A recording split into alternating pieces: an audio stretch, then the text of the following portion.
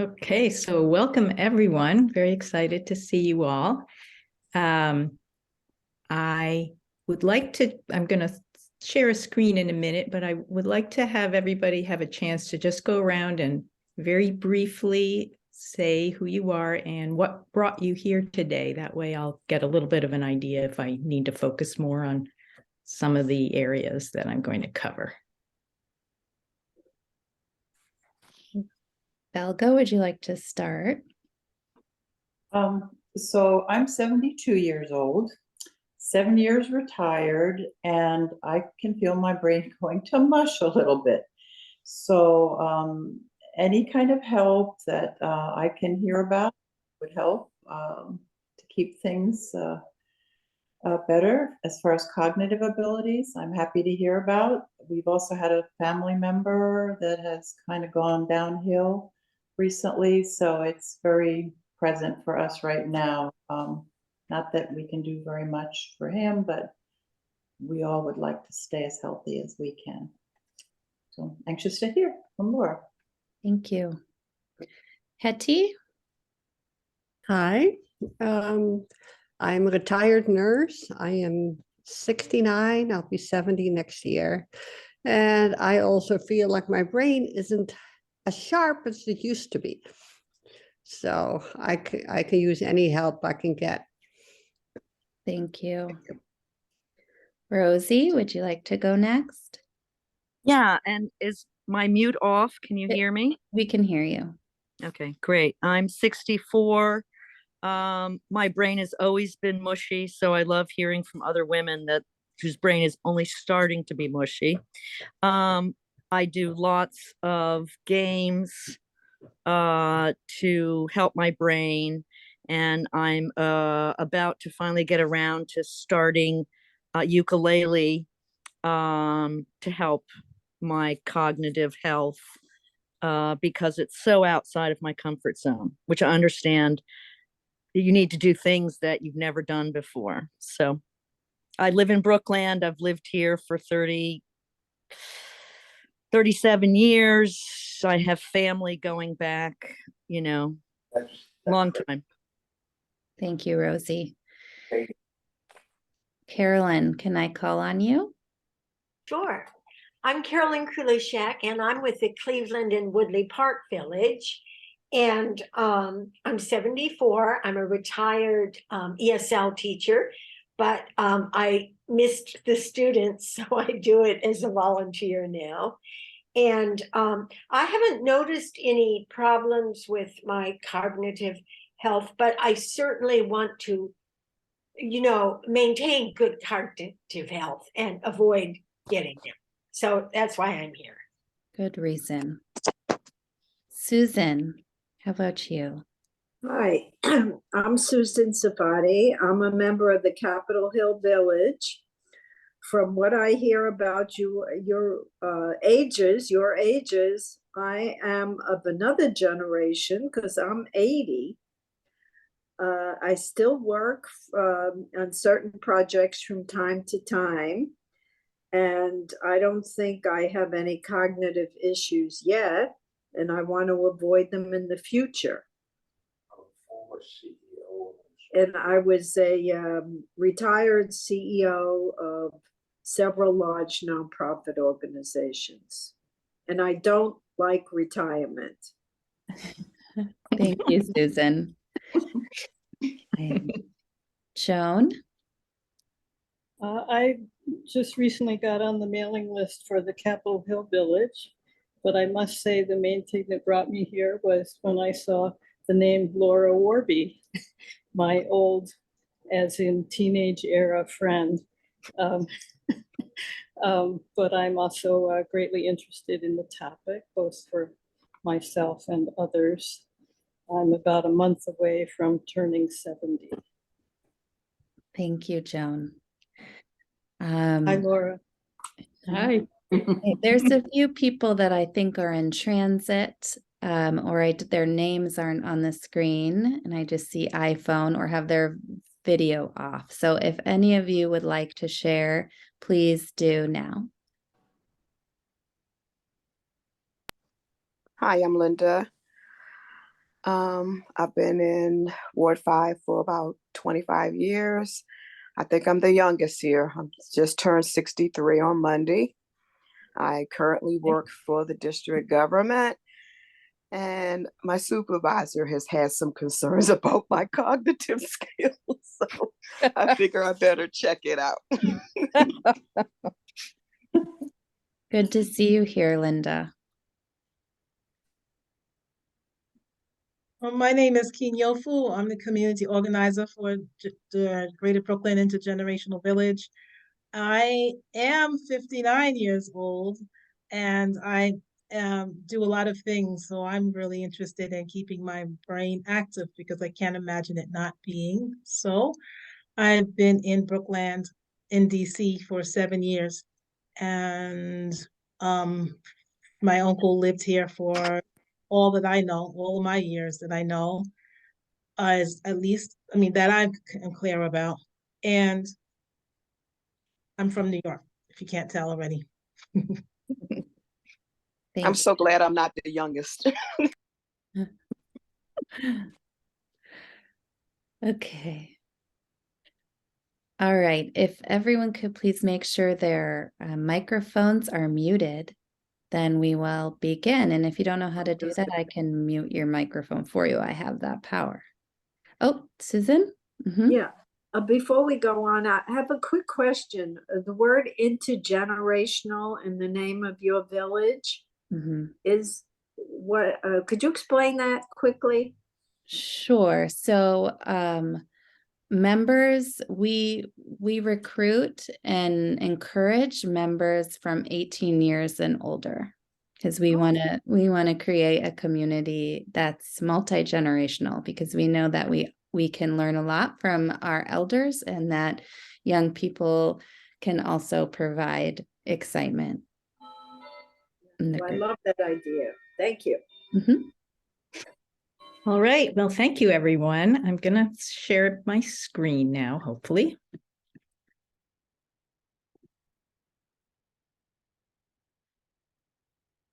Okay. Can everyone see that? Yeah. Okay. Yes. Yes. Great. Okay.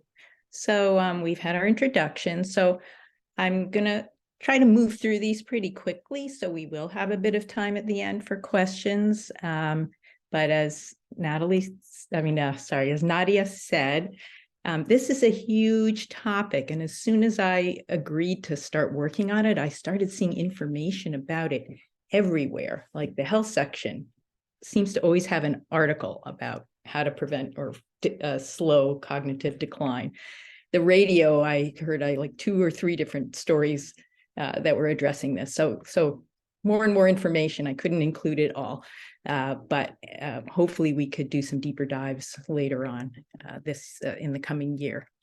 So first, what is cognitive decline? It's an experience of increasing memory loss or confusion, maybe problems with attention, comprehension, or judgment, and it can really exist along a continuum of varying degrees.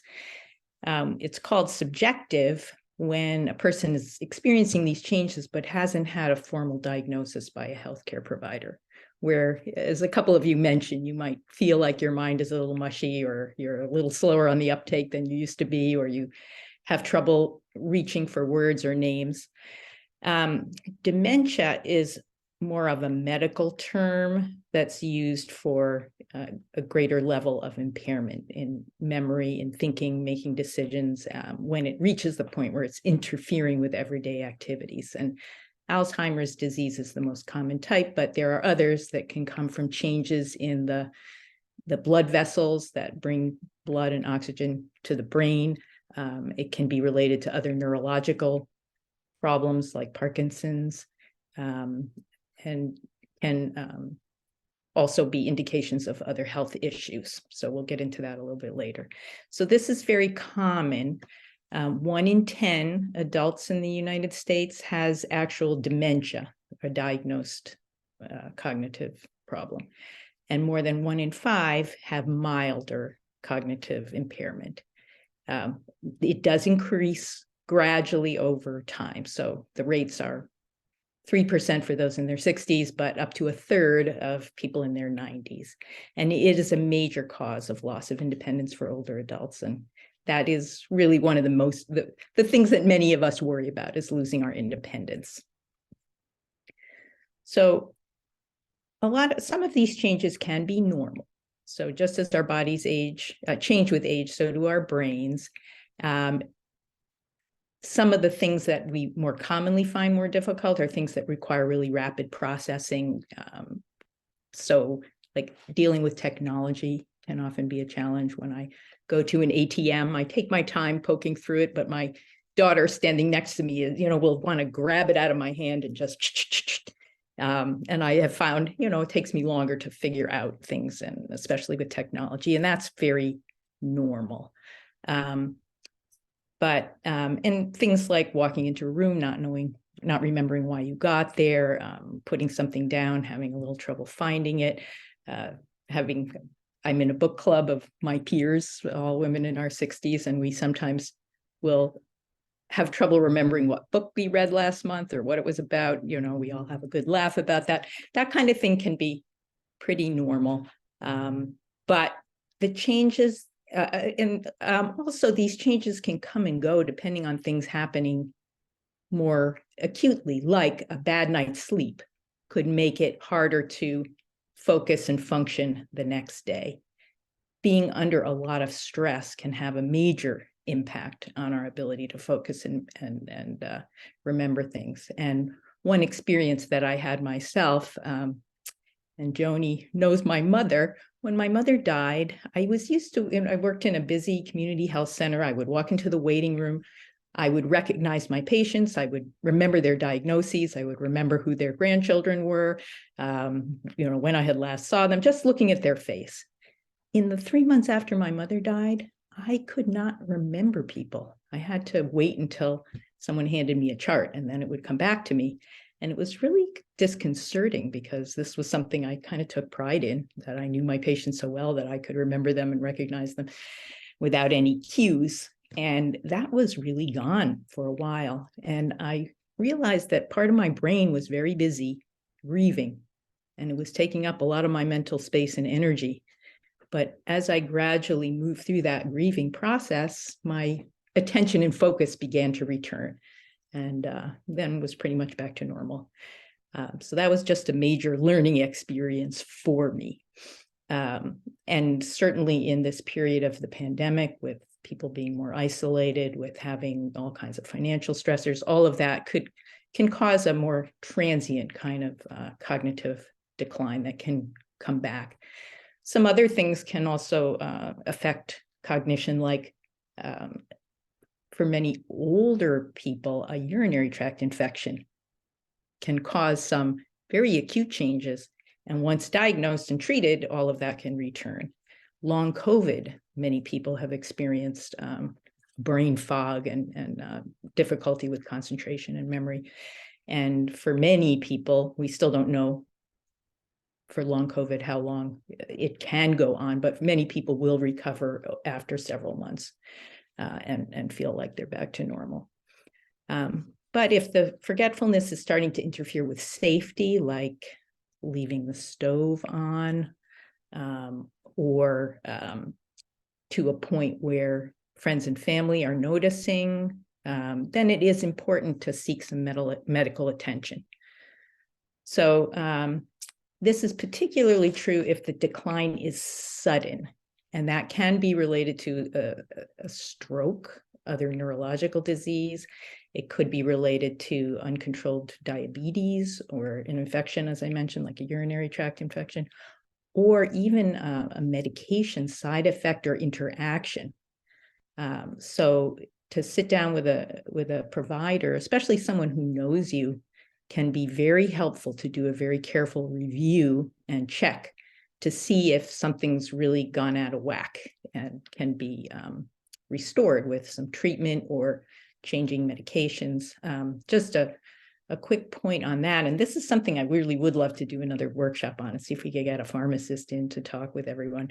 But sometimes when a person is getting medical care from a number of different places and they may be having medicine sent to different pharmacies, you could have a pretty significant medication interaction and not know about it because the one pharmacy doesn't know what you're taking. Or sometimes when a person's been in the hospital and they go home, their medications have been changed, but they may not really realize that or understand that. And that can really cause some significant problems for people. So that's one to really pay close attention to. So what happens if you go see your medical provider? There are some kind of basic cognitive function tests that they can do right in the office.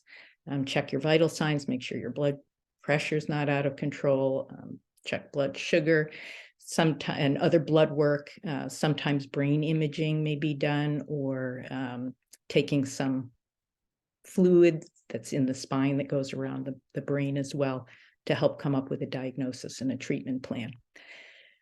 But it is really important that everyone know the signs of a stroke, because that is the thing that can really cause the most significant brain damage in a short period of time if you don't get help soon.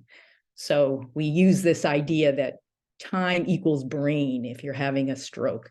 The quicker you can get to care, the quicker there's an intervention, and the quicker you can preserve more of your brain function. So what happens in a stroke most commonly is a clot that blocks off blood flow to a section of the brain, but it can also occur as bleeding into the brain. And when you get to a hospital, they quickly scan and figure out which one it is and then apply the appropriate treatment. But the longer you wait, the more you can have tissue death. So there are people can read those signs, but this is also good for people to know about others who are close to them. Because sometimes when we're experiencing some kind of a medical crisis, it's very common to kind of go into a denial and minimize it. But if you see someone in your household who suddenly has drooping on one side of their face, they're trying to speak, but their words aren't making sense, they have weakness especially on one side of the face, arm, or leg, a sudden confusion, a sudden loss of vision in one or both eyes, a sudden dizziness, difficulty standing, walking, losing coordination or balance, or a severe headache, dial 911. Don't mess around. Okay, All right, so I'm sorry, question. Is this for anyone over a particular age or anybody? Anybody, young people can have strokes too. It's much less common, but it can occur. And this is one of the complications of COVID that has been occurring, is some younger people that it can cause some clotting disorders in people. And so we have seen strokes in some younger people as a result. So yeah, good knowledge for everyone. Okay, so now I'm just going to run down a list of some of the risk factors for dementia. And then we're going to zero in on some of these. The first is chronic diseases, including hypertension and diabetes. People that have those chronic diseases are at a higher risk. However, if those diseases are well controlled, some of that risk can be diminished. Hearing impairment is a big one that I think there's much more discussion about more recently, and I'm going to focus on that. Smoking is a risk factor. Depression and really anxiety, other kinds of mental health concerns can be risk factors. Physical inactivity, low social contact, excess alcohol use, exposure to air pollution, a history of a traumatic brain injury, and less education. Now, there's a few of these things here that we can't really change going forward. Like if you had a brain injury in your youth, that's in the past and we can't change that. But most of these things we can make some changes in, and it's never too late. Even exposure to air pollution. You think that's something outside of our control. However, right here in Ward 5 in Brentwood, there has been a community fight over the school system wanting to put a bus depot in there, and people have really been fighting about that because there already are a lot of polluting industries in that neighborhood. And so community organizing can actually help decrease our risk factors for cognitive decline community-wide. Okay, so here's some things we can do to prevent. Number one, exercise. There's two ways that exercise can actually help keep our brains healthy. The first is it stimulates the release of growth hormones that actually promote the growth of new blood vessels and some cells in the brain. It can reduce insulin resistance, and which means the ability of our tissue to utilize the glucose from the food that we ingest. Insulin is a hormone that carries that into the cells, but people who have prediabetes or diabetes, their bodies are more resistant to that insulin getting the energy into the cells that need it to function. But exercise helps reduce that insulin resistance. It also improves mood and sleep, reduces stress and anxiety, and all of those are some of the factors that can reduce, that can affect our ability to concentrate, attend, and focus on things. So how much exercise do we need? Most studies support at least 120 to 150 minutes of brisk walking or an equivalent, which could be dancing or even sitting. If you're not mobile enough to get out and walk, sitting in a chair, putting on some music and just moving around so you get your heart rate up, start breathing a little bit faster. So that can be divided up through the week into 30-minute chunks, or even every little bit can add up. So taking the stairs when you're coming up out of the metro instead of the escalator can make a difference. If you're driving to get groceries, parking at the far end of the parking lot, so you walk into the grocery store, get your groceries, walk back, then take your cart back, and then take it back. That'll add some steps. Using your step counter to kind of encourage you. All of those things can make a difference. And yeah. Next, hearing. This is kind of new information, I think, in the past couple of years, that hearing loss can really it really accounts for a lot of all dementia, and it can double the risk. It is associated with brain atrophy. That means shrinking of parts of the brain, especially in some of the parts of the brain that process sound and where memory functions occur. It can also contribute to more social isolation and loneliness, depression, which are also risks for dementia. So here you can see how this is another thing that increases with aging. So 1 in 3 people in the 65 to 74 year old range can be experiencing some loss of hearing, and nearly half of 75+ year olds have some degree. So some of these things we can't quite go back in time and cancel out some of that loud music we may have listened to in our younger years, but avoiding prolonged exposure to loud noise is important. And yeah, for some people this is occupational exposure as well, like construction work, etc.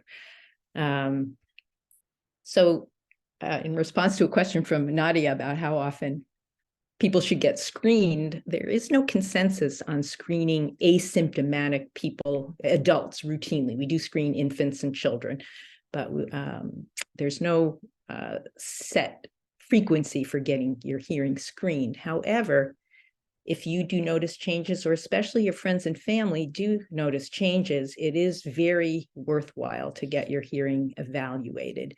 I'll give an example from my own family. My husband was gradually over time turning up the volume of things louder and louder and louder, music, the television, putting on the subtitles on the television. And I kept saying, go get your hearing tested, go get your hearing. No, I'm fine. Eventually he did. And then there were some other changes too that I would notice in how we interacted with each other. So I would tell him something important, and then the next day or two he would act as though he didn't remember that. And I felt like, well, maybe he doesn't care what I have to say, or create a lot of communication difficulties between us. When he finally did get his hearing tested and he learned from the audiologist about the risk of cognitive decline, with untreated hearing loss, he got right on it. He went to Costco, he got some fantastic hearing aids, and it's made a huge, huge difference in how we communicate and in many aspects of, you know, his functioning in the world. And now he has become a great advocate. And if we ever do a session on hearing loss, I'm sure he'll sign up to help participate in leading that, because he's really been a champion, because he has noticed so much of a change. And hearing, many people may have known people who've had hearing aids in the past that have not liked them. But the quality of hearing aids have really improved, and now they're going to be much more available because they're, due to some federal legislation, they're going to be available over the counter and more affordable. So some of the things that people complain about is that it doesn't help you distinguish kind of background noise from the person you're trying to talk to. So my mom had some hearing aids like that she didn't like to go to a noisy restaurant because it was hard to focus on the conversation at the table. But the ones my husband has, he can adjust them so that it'll fuzz out that noise and it will focus, he can focus in on the conversation. So they've become a lot more advanced and a lot more user-friendly in recent years. I already mentioned about the importance of controlling chronic diseases, and the most important ones are blood pressure, diabetes, and heart disease, because all of these diseases affect circulation and inflammation in the brain and can increase the risk of stroke and heart disease. So what's involved in managing a chronic disease, it is not easy, but it can be done with regular visits to a provider, adopting many of these other lifestyle things that we're talking about, like exercise. We're going to talk about nutrition, taking medicines regularly, getting blood tested. All of those things can really help people manage those conditions, and those can really significantly protect our cognitive health. Smoking is a huge risk factor. While it can seem sort of counterintuitive, because many people, when they want to feel more focused and alert, will reach for a cigarette. But over the longer period of smoking on a frequent basis, what it does is it can damage the blood vessels in the same way as high blood pressure can, and can affect circulation of blood and oxygen to the brain. And it also increases the risk of stroke. Quitting smoking is incredibly difficult. And what they tell us as healthcare providers is it can take up to 17 times of quitting before a person successfully quits. But in each quit attempt, you learn something about what triggers you to go back to smoking, and you can anticipate and prepare to limit those potential triggers. But it is hard, and there are more and more tools available. We have some really good medications available now. There are all kinds of nicotine replacement products. There are support groups, and even acupuncture that can help people. And even reducing smoking can help reduce risk, even if someone can't totally quit. Oops. Okay, here, Mediterranean diet. There's lots of stuff, supplements, all kinds of stuff out there about the perfect diet for every condition.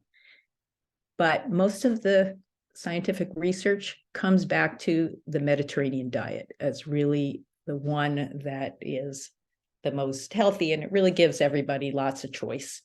But the main principle is lots of vegetables, fruits, whole grains, nuts, seeds, beans, other kinds of legumes, healthy fats like olive oil, avocados, nut butters, and protein, which can be less red meat, but all other kinds of protein foods. And then the other side of it is reducing the highly processed foods. All of those help control any of the important chronic diseases that we've talked about that increase the risk of cognitive decline. Now, change can be hard. I'll talk a little bit about that more, but particularly around diet, making changes that you can gradually incorporate over time can make it easier. So some suggestions are adding some nuts, eating at least a cup of beans, lentils, chickpeas, peas, other kinds of legumes. You can throw them into a salad, put them in a soup, have burritos, or, and other kind of grain and bean based foods that are actually very quick to prepare and incorporate, getting in terms of reducing some of the processed stuff, drinking sparkling water instead of soda, adding brown rice or whole grains and or whole grain bread instead of the white stuff, hummus instead of ranch dressing, naturals. I do have a daughter who's a nutritionist, and I did ask her about the sweeteners and whether the natural sweeteners are actually better. And she said, well, they may have a trace more minerals and vitamins in them, but in general, we recommend not adding a lot of extra sugar to our diets. Getting the sweetness from fruit is wonderful, and just limiting how much extra sugars we're adding. The other thing she said was that adding some spices like turmeric, rosemary, cinnamon can actually help decrease inflammation and help moderate some blood sugar fluctuations, which can cause more like transient changes in our concentration, like that after lunch kind of fogginess that a lot of people feel. And these are spices that you can just add to your food that can make a difference.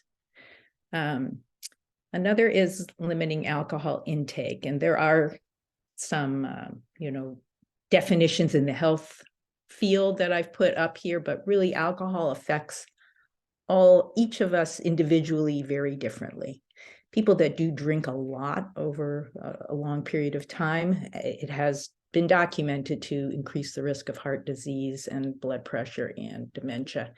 But for some people it may, and certainly in the immediate, many people will notice that their ability to function and drive and do a rapid task, will definitely be affected by alcohol.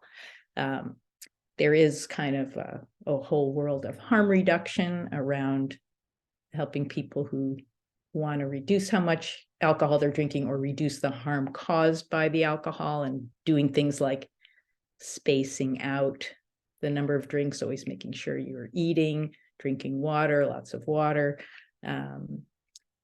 Those can reduce those more acute effects of cognitive impairment with alcohol. But in general, especially as we get older, our bodies kind of process and break down alcohol more slowly, and so a smaller amount can have a higher effect. Also, depending on medications you may be taking, sometimes there can be really significant interactions between alcohol and medication. So when you get your bottle of medicine from the pharmacy, often there's a sticker on there that will tell you if you need to be especially careful with a certain medicine and alcohol. There has been a lot of work done around managing some other addictions, like opioid addiction, as a disease, as opposed to a weakness in will or a moral failure. And we are trying to learn how to approach alcohol that way as well. There are some treatments, there are not as many as there are for opioids, but there are some medications. There are different kinds of therapies that can be very helpful, and support groups like Alcoholics Anonymous, and there are even some non-religious based similar support group structures that people can find very helpful. Maintaining social connections is very important. Social isolation is associated with a 50% increased risk in dementia. And this was a problem that really became very visible in the pandemic, especially for older people in communities where they usually had meals together and then were kind of isolated in their rooms, and family visiting was tremendously restricted. I have a cousin in her 90s whose daughter told me that she really felt like her mother's cognition declined significantly more quickly during the years of the pandemic, and that is a terribly sad situation.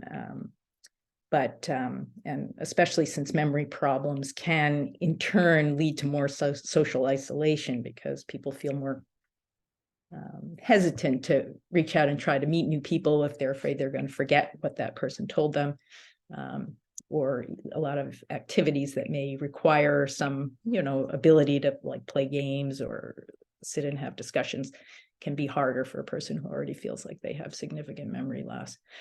But for all of you all, staying really involved, it sounds like many of you are already, but getting involved in regular social activity, like an exercise class or doing some sort of craft, or taking up a musical instrument with a group, or walking groups, all these kinds of things can be wonderful. Getting involved in community organizations, volunteering, advocacy type of stuff that keeps you connected and feeling useful in the world is really, really important for reducing our risk. Same is true of keeping our brains active and continuing learning. And there even is some studies about people who had lower levels of education in their younger years. By staying engaged and active in learning in our older years, we can actually balance some of that risk factor out, or reduce some of the added risk that may be added by the lower levels of education that we had access to when we were younger. So things like learning a new language, certainly musical instrument, it sounds like a fantastic strategy. Doing puzzles, playing games, anything that involves other people also has the added benefit of being social. Going to lectures, and I think, as Rosie pointed out, something that's new and different and more challenging to the brain is more valuable. And I even read that varying your route as you're traveling through the city or as you're taking your walk has an added benefit, rather than just walking the same way every time. So small things can add up. There have been some studies done on some of the computer-based cognitive training software like Luminosity, and apparently the benefit is not that great, but if you enjoy doing it, I can't see that would be harmful. But in this week's health section, they tested one of those training softwares against doing crossword puzzles, and crossword puzzles won. So anything you love to do that keeps your brain connected and activated is great. Sleep quality is super important. Many people find sleep can be more challenging as we get older. We tend to sleep more lightly, wake up more often. Often we're getting up to the bathroom at night. But we still need a good 7 hours at least, or we should be shooting for that. Having poor sleep can add to high blood pressure and heart disease. It can affect mood, can make us more irritable. There's lots and lots of stuff on sleep, so that could be another one we could spend an hour on. But these are just some general guidelines that we usually start with under what's the category is called sleep hygiene. Keeping a regular schedule. Don't go to sleep hungry or overly stuffed.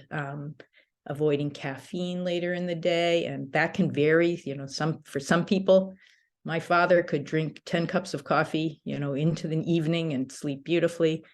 I have to cut myself off at about 3 o'clock. I used to be able to drink something at 5. Now it's got to be, earlier and earlier, because it really will keep me up. Keeping the room cool, dark, and quiet. Avoiding screens close to bedtime. There's some literature that says the quality of screens, the blue light, can actually lower the melatonin levels in our brains. That's a hormone our body produces after dark. that helps us feel more sleepy. And the blue light from the screens can actually decrease the levels of the hormones, of that melatonin hormone in our brain, and that can interfere with sleep. So reading a book at bedtime would be better than looking at a screen. But, some people it doesn't bother them. So these are just, general guidelines, and you kind of experiment with these for yourself.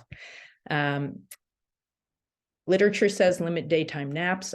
But I know some devoted nappers like my husband, who grew up in a napping culture.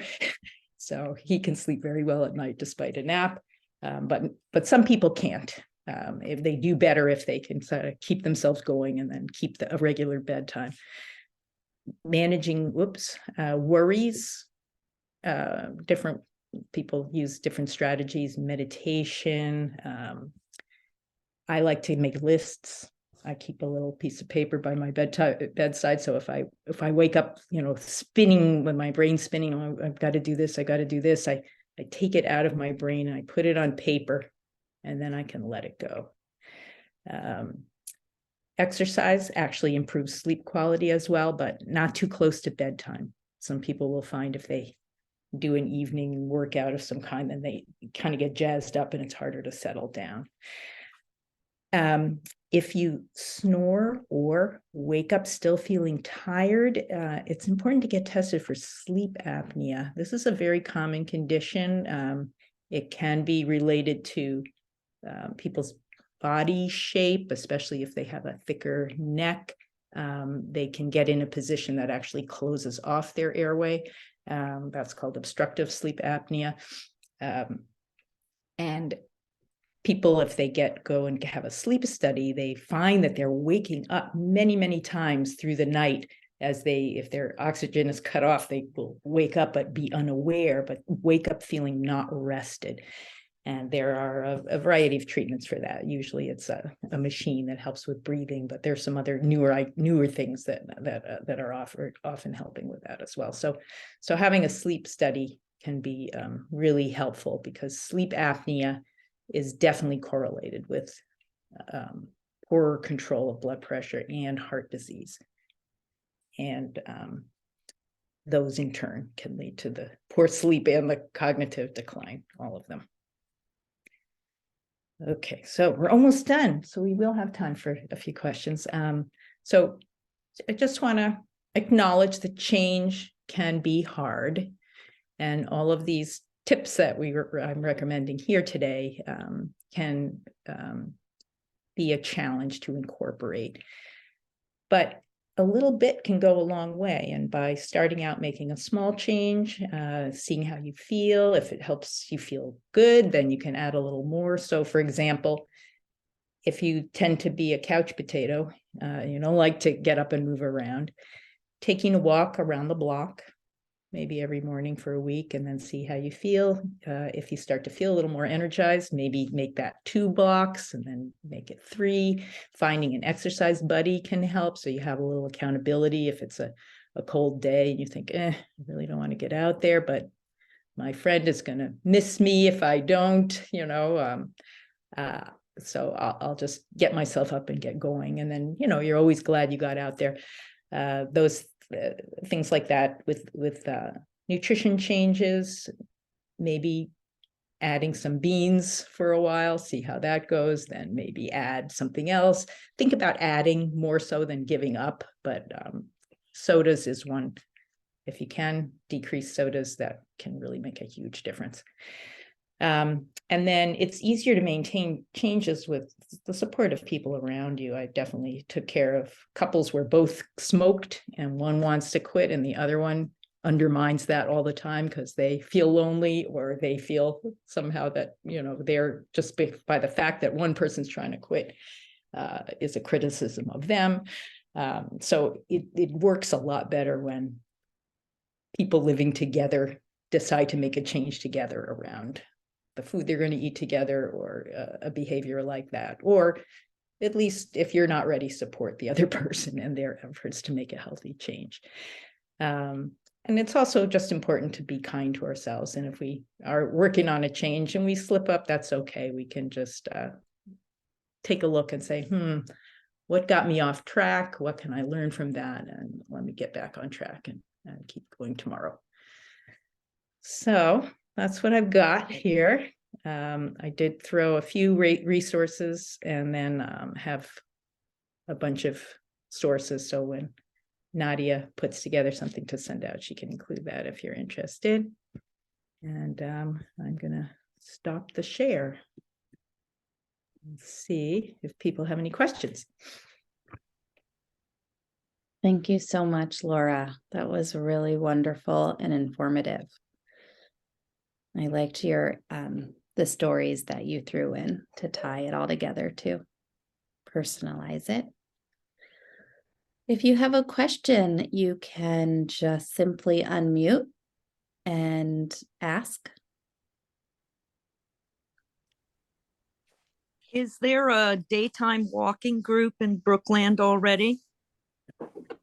So we've tried to get one going with the village, and I did see that there may be one that on Wednesdays at Turkey Thicket through the Department of Parks and Rec, but I have yet to go see if it really is happening. But we would love to get one going. So I'd be interested. Oh, that'd be great. Particularly in the winter. And I guess in case there are others who are unaware of the resources, we do have an incredible rec center in Brookland. And of course, it's open to all DC residents for free. And there's classes there, and they're free as well. And then there's each ward has like a senior facility where you can spend your days. And there's one on the other side of Rhode Island Avenue that my husband and I went over to see a couple of years ago. I guess it was pre-COVID. And it seemed underutilized. And I thought one of the keen things would be to try and help seniors who are more isolated. I mean, we're having a dying off of a generation of people who have spent their long lives in the neighborhood. But I think there's still others who are here who it might benefit them to know that that resource exists. I have a husband who has Parkinson's, so I'm really very acutely aware of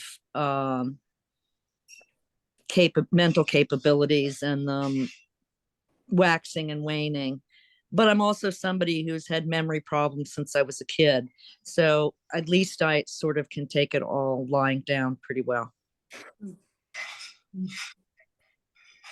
Laura, can you talk more about hearing aids and the prospect for over the counter? Is that something to wait for if your hearing is not really bad, or you don't need something right away?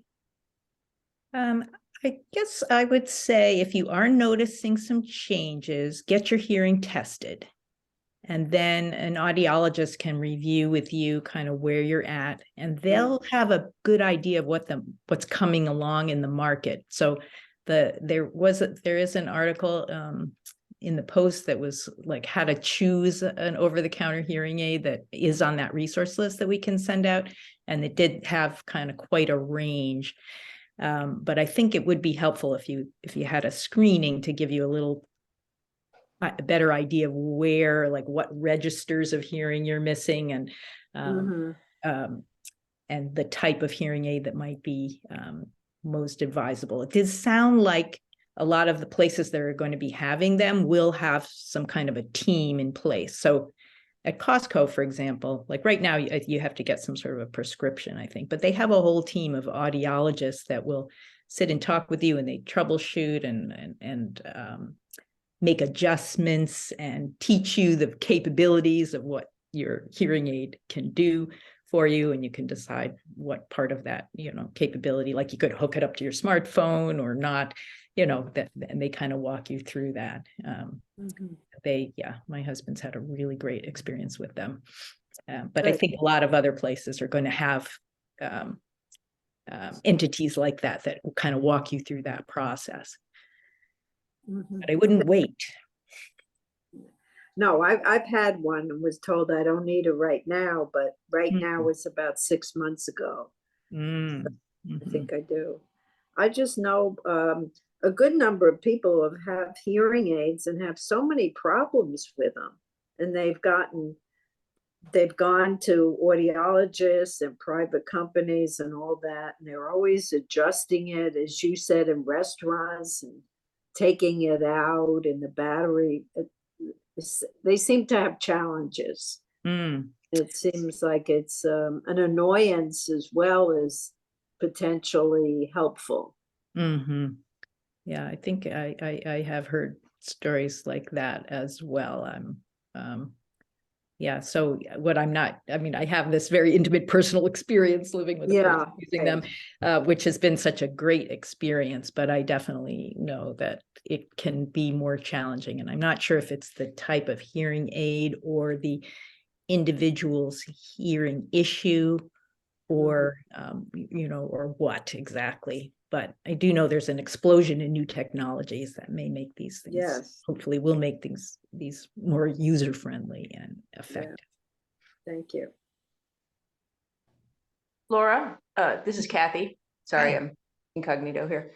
Some of the things that you talked about, the diet, exercise, I mean, you talked about your husband's experience with the hearing aid, that really improved a lot of, it seemed like some of his kind of cognitive functioning, not that it was terrible, but are some of these things, can they reverse some loss of cognitive function? Is it slowing things down?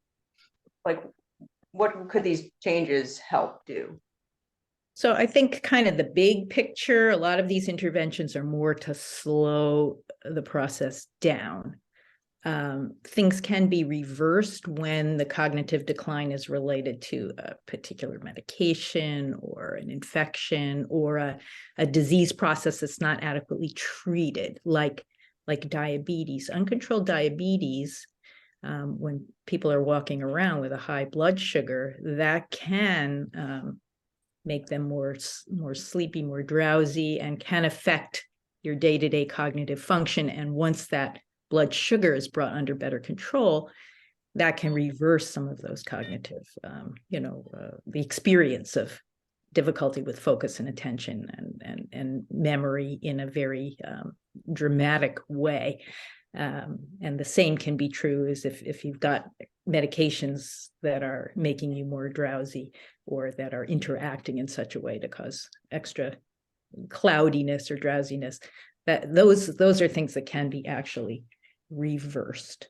But the kind of bigger picture things of keeping active, keeping socially connected, are more on the prevention side. Got it. Thanks.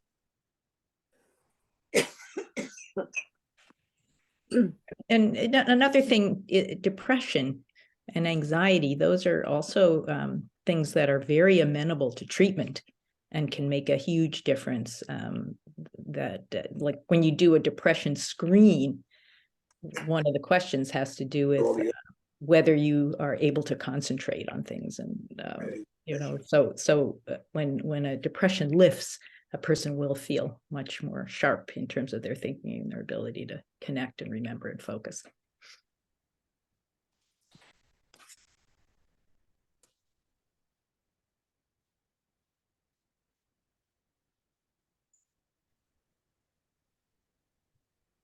Okay, we are at 6:30. So I am going to close the meeting, and I will send you all the slides in a PDF form, as well as the recording of this presentation, so you can watch it again if you forget any one bit of it, or share it with a friend or loved one. And then I will also send you in the same email the link to the survey. So it's just a simple Google form survey that you fill out, and in the question that says, what events would you like to see in the future? There is where you could put what you would like to learn more about related to this issue. Okay, We could definitely bring in people with more expertise, more focused expertise. But you've done a great job. Well, thank you. Thank you. And Joan, don't leave without sending in your email or something. And this was very interesting and informative. I took notes, which I'm going to review. But also it was so pleasant to look at the screen because of all your lovely plants behind you. Well, thank you.